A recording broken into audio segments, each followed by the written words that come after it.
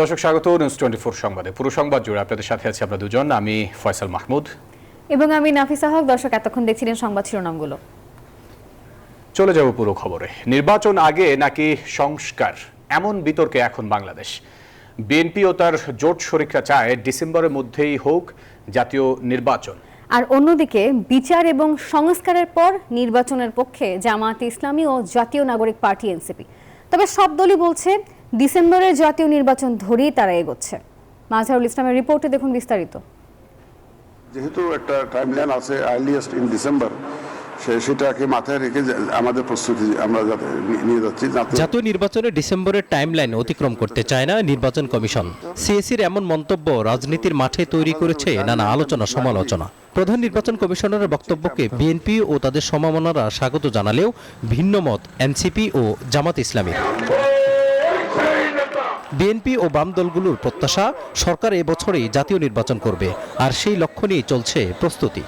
দলকে সুসংগঠিত করে নির্বাচনে যাব, তো সেখানে আমরা ন্যাচারালি ইলেকশন একটা মহাযজ্ঞ, সেখানে আমাদের কাছে মানুষের কাছে যেতে হবে, পজিটিভ জিনিসটা নিয়ে যাবো আমরা। ওয়ার্কার্স পার্টির তো এক ধরনের রাজনৈতিক প্রস্তুতি আছে।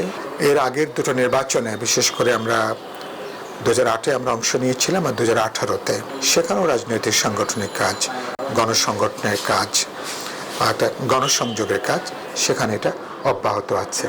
বাংলাদেশ জামাত ইসলামী ও বিপ্লবীদের নতুন দল এনসিপির নেতারা বলছেন ডিসেম্বরে নির্বাচন হলেও তারা ভোটের জন্য প্রস্তুত। তবে বিচার ও প্রয়োজনীয় সংস্কার শেষেই নির্বাচন করবে সরকার, এমন প্রত্যাশা তাদের। নির্বাচন যখন ঘনিয়ে আসবে বিভিন্ন মেরুকরণ হবে, কোন দল নির্বাচনে কোন প্রক্রিয়া অংশগ্রহণ করছে, এখানে দলগত হবে না জোটগত হবে না অন্য বোঝাপড়ার ভিত্তিতে হবে, এগুলো এখনো সময় আসে নাই। সে সময় যখন আসবে তখন আমরা কেন্দ্রীয়ভাবে চূড়ান্ত প্রার্থী তালিকা ঘোষণা করেই নির্বাচনের অংশগ্রহণ করবো ইনশাআল্লাহ। আমাদের নির্বাচনের প্রস্তুতি আছে, নির্বাচন যখনই হোক আমরা নির্বাচনের প্রস্তুতি নিচ্ছি। সারা দেশে আমাদের যে কাঠামোটা জাতীয় নাগরিক কমিটি পর্যায়ে ছিল, সেটাকে আমরা এখন জাতীয় নাগরিক পার্টির পর্যায়ে মাইগ্রেট করার কথা ভাবছি এবং ঈদের পর থেকে আমরা এটা নিয়ে আরো জোরে সোরে কাজ করব। জামাত ও এনসিপির নেতারা বলছেন গেল 15 বছরে ভোটারদের বড় একটি অংশ ভোট দিতে পারেনি। তড়িঘড়ি করে জাতীয় নির্বাচন হলে দেশে আবারও ফেসিবাদের পুনরুত্থান হতে পারে, এমন আশঙ্কাও তাদের। মাজহারুল ইসলাম, নিউজ 24, ঢাকা। কিছু লোভী রাজনৈতিক দল নির্বাচনের বিরোধিতা করছে, তারা যে কোনো উপায়ে ক্ষমতায় যেতে চায়, এমন মন্তব্য করে বিএনপির স্থায়ী কমিটির সদস্য মির্জা আব্বাস বলেছেন সংস্কারের উছিলায় নির্বাচন পেছানো জনগণ মানবে না। এদিকে বিএনপি চেয়ারপারসনের উপদেষ্টা জয়নুল আবদিন ফারুকের অভিযোগ, জাতীয় নাগরিক পার্টি এনসিপি গোলমাল শুরু করে জাতীয় নির্বাচন বিলম্বিত করার চেষ্টা করছে। রাষ্ট্র মেরামতে 31 দফা নিয়ে শাহজাহানপুর থানা বিএনপি আয়োজিত কর্মশালায় বক্তব্য রাখেন বিএনপির স্থায়ী কমিটির সদস্য মির্জা আব্বাস। তিনি বলেন সরকার চাইলে দ্রুত সংস্কার করে জুন জুলাইয়ে নির্বাচন করা সম্ভব।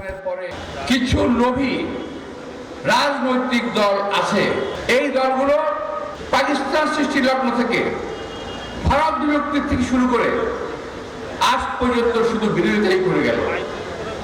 দেশ প্রেমের লেশ মাত্র তাদের ভেতরে নাই। তারা দেশকে ভালোবাসে না, দেশের মানুষকে তারা ভালোবাসে না। তারা ভালোবাসে যেভাবেই হোক ক্ষমতায় থাকতে হবে, যেভাবেই হোক ক্ষমতায় যেতে হবে। ভোটে আসেন, ভোটকে ভয় পান কেন? নির্বাচনকে ভয় পান কেন আপনারা? বিএনপির সুনাম নষ্ট করলে দলের কোনো নেতাকর্মীকে ছাড় দেওয়া হবে না বলে সাফ জানিয়ে দেন মির্জা আব্বাস। বহু ছদ্মবেশে ঢুকতে পারে, এই লোকগুলোকে একটা একটা করে ধরে বাইরে ফেলে দেবেন, দরজার বাইরে। দলে এদের অবস্থান হবে না। বিএনপিতে কোনো অপকর্মকারী, কোনো দুষ্কৃতিকারী, কোনো চাঁদাবাজের জায়গা বিএনপিতে নাই এবং হবে না। এদিকে জাতীয় প্রেসক্লাবের সামনে নারীর প্রতি সহিংসতা, ধর্ষণ ও নিপীড়নের প্রতিবাদে নাগরিক অবস্থান কর্মসূচিতে বিএনপি চেয়ারপারসনের উপদেষ্টা জয়নুল আবদিন ফারুক অভিযোগ করেন নির্বাচন পেছাতে চক্রান্ত করছে জাতীয় নাগরিক পার্টি। এই নতুন দল আবার যেন এমন একটি গোলমাল শুরু করে নির্বাচনকে বিলম্বিত করার একটা প্রচেষ্টা চালিয়ে যাচ্ছে, এই কথাগুলো জনগণ বলা শুরু করেছে। দেশের সংকট উত্তরণে অবিলম্বে জাতীয় নির্বাচনের রোডম্যাপ ঘোষণা করতে প্রধান উপদেষ্টার প্রতি আহ্বান জানান তিনি। জনগণের দাবি। সাইফুল ইসলাম, নিউজ 24, ঢাকা।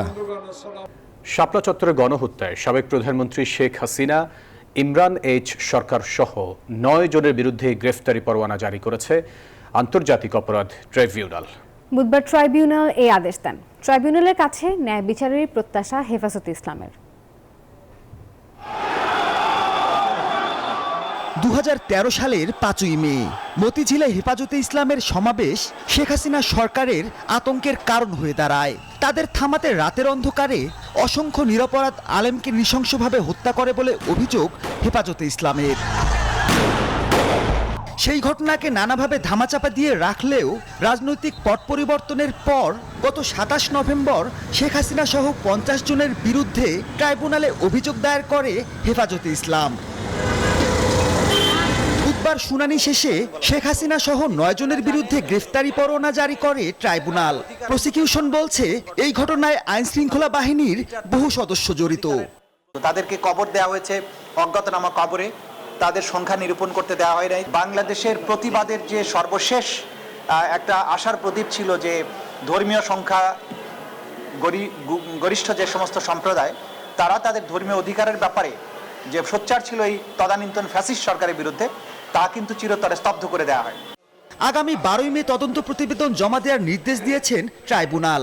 এদিকে শাপলা চত্বরের গণহত্যার স্বচ্ছ তদন্ত ও ন্যায় বিচারের প্রত্যাশা করছে হেফাজতে ইসলাম।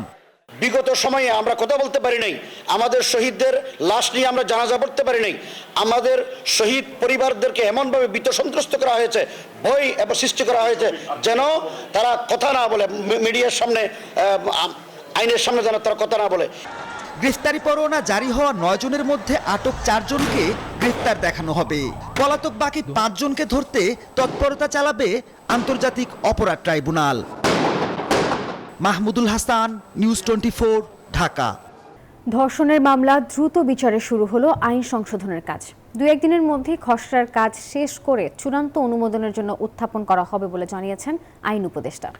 সচিবালয়ে ধর্ষণ বিরোধী মঞ্চ 5 দফা দাবি নিয়ে দেখা করলে এই কথা বলেন তিনি। বলেন, যারা ধর্মের অপব্যাখ্যা দিয়ে নারী নিপীড়ন করছে তাদের ব্যাপারে জিরো টলারেন্স। মাগুরায় শিশু ধর্ষণ, পটুয়াখালীতে গণধর্ষণ, ঢাকা বিশ্ববিদ্যালয়ে শিক্ষার্থীকে হেনস্থা সহ সম্প্রতি দেশ জুড়ে অরাজক পরিস্থিতি। দোষীদের শাস্তির দাবিতে দেশের বিভিন্ন স্থানে চলছে প্রতিবাদ সমাবেশ। 10 মার্চ রাজু ভাস্কর্য থেকে সমাবেশ শুরু করে ধর্ষণ বিরোধী মঞ্চ। এর 2 দিন পর আইন উপদেষ্টার কাছে 5 দফা দাবি নিয়ে সচিবালয়ে আসেন 28 জনের প্রতিনিধি দল। তাদের দেয়া 1 মাসের মধ্যে ধর্ষণের বিচার শুরু ও 3 কার্য দিবসের মধ্যে ট্রাইব্যুনাল গঠনের দাবিকে যৌক্তিক মনে করছেন আইন উপদেষ্টা। আমরা একটা ড্রাফট আইন করেছি, এই আইনটা আমরা আজকে সার্কুলেট করছি কিছু কিছু স্টেক হোল্ডারের কাছে। যত দ্রুত সম্ভব আমরা এই আইনটা কঠোরভাবে প্রণয়নের আইনটা কঠোর করার চেষ্টা করব, যাতে ধর্ষণের মামলার বিচার শুধু দ্রুত না এবং বিচারটা যেন নিশ্চিত হয় এবং যথাযথ যেন বিচার হয়। আসামি যারা আছে মাগুরার ঘটনায় তাদের অলরেডি ডিএনএ স্যাম্পল কালেক্ট করেছে গতকাল। কোনো রকম কাল বিলম্ব না করে দ্রুত এবং ন্যায় বিচার যেন করা হয়, সেই লক্ষ্যে আমাদের একটা বিশেষ নজরদারি থাকবে। ধর্মের অপব্যাখ্যা দিয়ে নারী নিপীড়নের বিরুদ্ধে সরকার জিরো টলারেন্স বলেও জানান আইন উপদেষ্টা। বলেন, মোরাল পুলিশিং এর দায়িত্ব সরকার কাউকে দেয়নি। যেভাবে ধর্মের অপব্যাখ্যা দিয়েও তাদের উপর আক্রমণ করা হচ্ছে, আমরা এটার বিরুদ্ধে জিরো টলারেন্স নীতি গ্রহণ করেছি। এর আগে আপনারা দেখেছেন আমাদের সরকারের পক্ষ থেকে বলা হয়েছে যে আমরা কোনোভাবেই কোনো অজুহাতে কোনো রকম মরাল পুলিশিং করার দায়িত্ব কোনো নাগরিককে দেওয়া হয়নি। বাংলাদেশের কোনো আইনে অধিকার কাউকে দেওয়া হয় নাই। আইন উপদেষ্টার সাথে আলোচনায় আশ্বস্ত হয়ে ধর্ষণ বিরোধী মঞ্চ তাদের আন্দোলন সমাবেশ স্থগিতের ঘোষণা দিয়েছেন। নির্দিষ্ট সময়ের মধ্যে তাদের দাবির যথাযথ কার্যক্রম হচ্ছে কিনা তা পর্যবেক্ষণ করতে চায় ধর্ষণ বিরোধী মঞ্চ। শুধুমাত্র 5টা দাবি যদি যথাযথ বাস্তবায়ন হয় তাহলে বাংলাদেশের ধর্ষণের হার অনেক বেশি কমিয়ে আনা যাবে এবং যে আইনি ফাঁকফোকরগুলো আছে সেগুলোকে অনেক বেশি কাটিয়ে ওঠা যাবে। সুতরাং আজকের স্যার আমাদের সাথে যেভাবে আলোচনা করেছেন আমরা আপাতত আশ্বস্ত হয়েছি। এদিকে রাজধানীতে ধর্ষণ বিরোধী পদযাত্রায় পুলিশের উপর হামলার ঘটনায় 12 জনের নামে রমনা থানায় মামলা করা হয়েছে। শানাজি ইয়াসমিন, নিউজ 24, ঢাকা। মাগুরায় ধর্ষণের শিকার শিশুটির শারীরিক অবস্থার সামান্য উন্নতির কথা দুদিন আগে শোনা গেলেও ফের তার অবস্থার অবনতি হয়েছে বলে জানিয়েছেন প্রধান উপদেষ্টার প্রেস সচিব শফিকুল আলম। শিশুটির জন্য সবার দোয়া চেয়ে তিনি বলেন, শিশুটির শারীরিক অবস্থার আরও অবনতি হয়েছে। কন্ডিশন আরো ডিটোরিয়েট করেছে। আজকে তার সিজিএস মানে কমা level has come down to. আমাদের ডাক্তাররা সিএমএইচ এর তারা প্রাণান্তর চেষ্টা করছেন। আমরা আপনাদের কাছে আমরা সবাই মিলে প্রার্থনা করি। মাগুরায় ৮ বছরের শিশু ধর্ষণের দ্রুত বিচার সহ নানা দাবিতে মানববন্ধন করেছে গণকমিটি। মাগুরা জেলার উদ্যোগে বুধবার সকাল ১১টায় চৌরঙ্গীর মোড়ে এই মানববন্ধন কর্মসূচি পালন করেন তারা। এ সময় অবিলম্বে ৮ বছরের শিশু ধর্ষণের দ্রুত বিচার, মাগুরা মেডিকেল কলেজ বাতিলের পায়তারা বন্ধ, মব ভায়োলেন্স বন্ধ করা সহ দেশের আইন শৃঙ্খলা পরিস্থিতির উন্নতির জন্য সরকারকে কঠোরভাবে আইন প্রয়োগ করার দাবি জানান বক্তারা।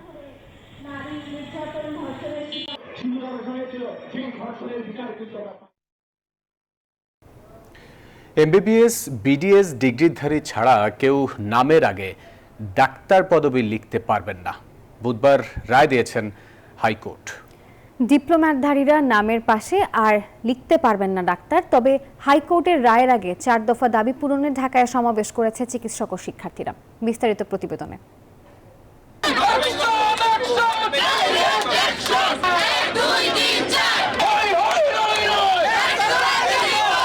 ভুয়া ডাক্তারদের বিরুদ্ধে স্লোগানে মুখর কেন্দ্রীয় শহীদ মিনার। ৪ দফা দাবি পূরণে বুধবার ঢাকায় মহাসমাবেশ করে চিকিৎসক ও মেডিকেল শিক্ষার্থীরা। সেখান থেকে স্বাস্থ্য মন্ত্রণালয় অভিমুখে লং মার্চ করেন তারা। OTT drug list update, doctor সংকট নিরসন, মানহীন চিকিৎসা প্রতিষ্ঠান বন্ধ করার পাশাপাশি চিকিৎসক সুরক্ষা আইনও দাবি করেন তারা।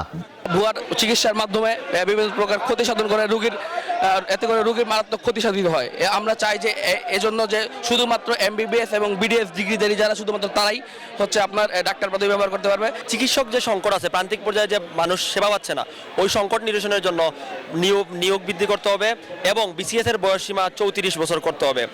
চিকিৎসা সেবার মান ধরে রাখতে পেশাটাকে যথাযোগ্য মানদণ্ডে পরিচালনা করার আহ্বান জানান মেডিকেলের চিকিৎসকরা। আপনি আমার কাছে আসতেন, জ্বর সর্দি কাশি নিয়ে, আমি হয়তো আপনাকে একটা চিকিৎসা দিয়েছিলাম, আপনার ফ্যামিলি মেম্বার অমুক অসুস্থ হলো, একই রকম মনে হচ্ছে আপনি দিয়ে দিলেন, তাহলে আপনিও ডাক্তার। একই সমস্যা। আমরা চাচ্ছি যে এই ডাক্তারিটা বন্ধ হোক। তারা মনে করে নামের আগে ডাক্তার থাকলে সে ডাক্তার, কিন্তু ওই ডাক্তারটার প্রয়োজনীয় যোগ্যতা আছে কিনা, ডিগ্রি আছে কিনা সেটা সে জানে না। যে কোনো প্রতিনিয়ত তারা সস্তা মনে করে অপচিকিৎসার শিকার হচ্ছে। চিকিৎসক শিক্ষার্থীদের বিক্ষোভে যখন উত্তাল রাজপথ, তখন তাদের জন্য সুখবর দিলেন উচ্চ আদালত। এক রায়ে হাইকোর্ট বলছে, এমবিবিএস ও বিডিএস ডিগ্রি ছাড়া কেউ আর নামের পাশে লিখতে পারবেন না ডাক্তার। আদালতের প্রত্যাশা, এতে চিকিৎসা সেবায় কমবে প্রতারণা। যাদের কারণে অ্যান্টিবায়োটিক রেজিস্ট্যান্ট বাংলাদেশে মারাত্মক আকারে ছড়িয়ে পড়ছে, স্টেরয়েডের মিসইউজ যারা করতেছে, এই লেভেলের প্রতারকদের বাংলাদেশের মাটিতে জায়গা হবে না, তাদেরকে শক্ত হাতে দমন করা হবে আইনি প্রক্রিয়ার মাধ্যমে, আমরা এটা আশা করি। প্রতি বছর ৪ থেকে ৫ হাজার চিকিৎসক নিয়োগ এবং ১০,০০০ চিকিৎসক নিয়োগ দিয়ে শূন্য পদ পূরণ করার দাবি জানান তারা। আরিফুল ইসলাম, নিউজ 24, ঢাকা। ৫ দফা দাবি আদায়ে দেশব্যাপী সরকারি হাসপাতালে মেডিকেল শিক্ষার্থীদের ক্লাস বর্জন ও ডাক্তারদের কর্মবিরতিতে অচল হয়ে পড়ে ঢাকা মেডিকেলের বহির্বিভাগ। সকাল থেকে ঢাকা এবং ঢাকার বাইরে থেকে আসা রোগীদের পোহাতে হয় তীব্র ভোগান্তি।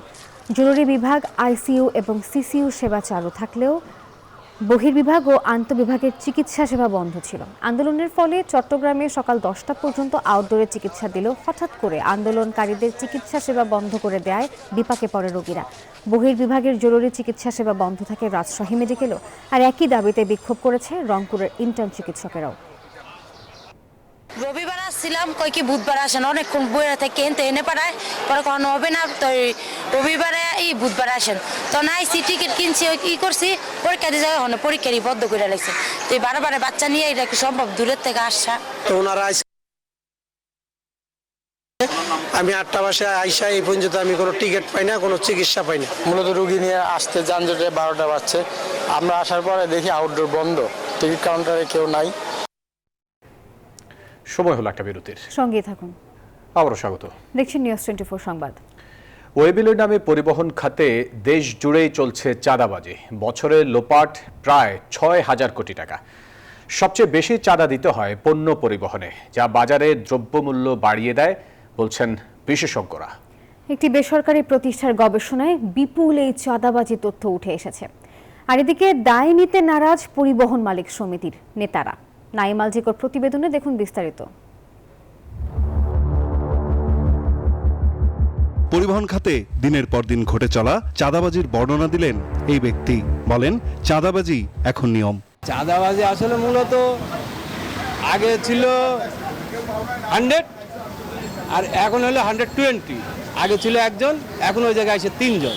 কেউ অমুক নেতার লোক, কেউ অমুক নেতার লোক, কেউ তমুক নেতার লোক। রাজধানীর গাবতলীতে এমন দৃশ্য হরহামেশাই চোখে পড়ে। 5 আগস্টের পর দৃশ্যের চরিত্রগুলো হয়ে উঠেছে আরো বেপরোয়া। নিউজ 24 এর ক্যামেরায় ধরা পড়েছে এমন কিছু চিত্র। ক্যামেরার সামনে সরাসরি কথা না বললেও লাইনম্যানদের অনেকেই জানান চাঁদাবাজির কথা। চলন্ত গাড়িগুলি ছিটির মতো যেগুলি ঢুকে এগুলি 50 টাকা দেবে সারাদিন একটা। রাস্তাটা হলো ইজারা নেন নাই। এইখানে মালিক সমিতির সাথে দেখা গেছে যে একটা সমন্বয় কইরা এরা একটা নির্দিষ্ট জায়গা দেখা যাচ্ছে যে এই জায়গায় সবাই টাকা দিয়ে যাবে, ওইভাবে টাকা দিয়ে যাবে। মহাখালী স্ট্যান্ডে যেমন রবিল, আবার হালুয়াঘাট স্ট্যান্ডে রবিল, বেশি না 200 টাকা।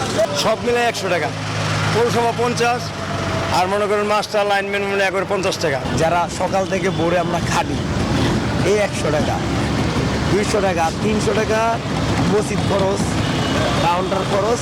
একটি বেসরকারি প্রতিষ্ঠানের গবেষণা বলছে, দেশে বর্তমানে গণ ও পণ্যবাহী পরিবহনের সংখ্যা 8,11,517টি, যার মধ্যে 55,842টি বাসে দৈনিক 1,12,00,000 টাকা চাঁদা তোলা হয়। মাসে 33,51,00,000, বছর ঘুরে হিসেব দাঁড়ায় 402 কোটি টাকায়। 4,13,041টি ট্রাক, কাভার্ড ভ্যান, পিকআপ থেকে দিনে চাঁদাবাজি 1,26,00,000 টাকা, মাসে 247 কোটি 82 লাখ, আর বছরে তোলা হয় 2,974 কোটি টাকা। অটোরিকশা থেকে দৈনিক চাঁদার পরিমাণ 6,85,00,000 টাকা, বছরে 2,500 কোটি টাকার বেশি। এ ধরনের চাঁদাবাজির দায় নিতে নারাজ পরিবহন মালিক সমিতির নেতারা। একজন জানালেন, সংগঠনের নামে কেউ চাঁদাবাজি করলে ছাড় দেয়া হবে না। টিকিট হলো কাটতে হয় না, সেটার সাথে হলো পরিবহনের সংশ্লিষ্ট যারা তাদের হলো ওটা থেকে টাকা বেতন টেতন হয় না। কেন হবে ওটা থেকে? টিকিটের থেকে কেন হবে? তারা অফিস ভাড়া আছে, টিকিটিং আছে, তাদের কর্মচারী আছে, সিরিয়ালম্যান আছে, তাদের অফিস স্টাফ আছে, তাদের অন্যান্য আনুষঙ্গিক আপ্যায়ন আছে, খরচা আছে। এই খরচাটা মেটানোর জন্য তারা নিজেরা, ওই কোম্পানি, এখানে কোনো অ্যাসোসিয়েশন নেই, এখানে কোনো সমিতি নেই, তারা একটা পরিচালনা পায়, তারা নিবে। বিশেষজ্ঞরা বলছেন, এই বিপুল চাঁদাবাজির প্রভাব পড়েছে নিত্যপণ্যের দরদামে। চাঁদাবাজি বন্ধে হতে হবে আরো কঠোর, ব্যবহার করতে হবে আধুনিক প্রযুক্তি। পুরো বছরে প্রায় 6,000 কোটি টাকার লেনদেন হয় শুধু এই গণপরিবহন এবং পণ্য পরিবহনের চাঁদার পেছনে। তো দিন শেষে কিন্তু এই চাঁদার 6,000 কোটি টাকার ব্যয়ভার কিন্তু ভোক্তাদের বহন করতে হয়। মূলত 3টি স্তরে এটা কাজ করা যায়। একটি হলো আইন এবং নীতি সংস্কার, এবং দ্বিতীয়টি হলো প্রযুক্তি নির্ভর সমাধান, এবং তৃতীয়টি হলো বাজার এবং প্রশাসনিক ব্যবস্থার পর্যাপ্ত মনিটরিং ব্যবস্থা।